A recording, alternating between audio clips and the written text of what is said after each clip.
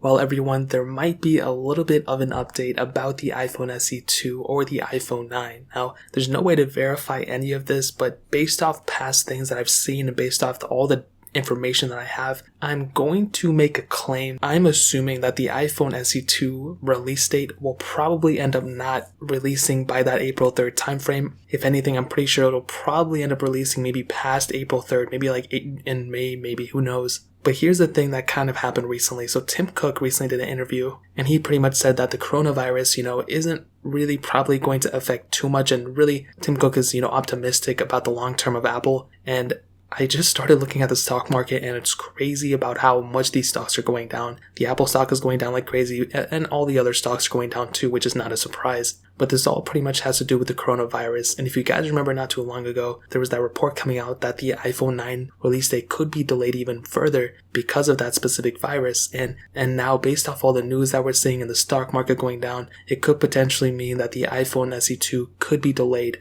Basically because China, they want to get that virus locked down, and I don't think Apple wants to really do anything too crazy. A lot of the iPhones are developed and created in China, so I think Apple kind of wants to take a little bit of a break between that and let things kind of settle and find a cure and all those things. The other thing to keep in mind is that we just saw a lot of these other tech conferences and a lot of tech communities kind of shutting down some certain events that they're having. We saw Mobile World Conference or whatever, and that thing delayed, and that thing actually ended up not happening this year because of the coronavirus. And we just saw Facebook not doing their yearly thing that they usually do, their yearly company conference, because of the coronavirus. And we potentially, not only could we not see, if that makes any sense, the March event happening this year, which would be really, really sad. I really hope it does so they can, Apple can really showcase the new products that they're having. We're supposed to be seeing a new MacBook, new iPads potentially, as well as the iPhone SE 2, and they'd be able to show that on that specific conference stage, but I guess it's not going to be happening. The saddest thing though is that if this thing prolongs and if it keeps going, we could probably see WWDC not happening this year either, potentially. It would mean that it would be just basically like a live event,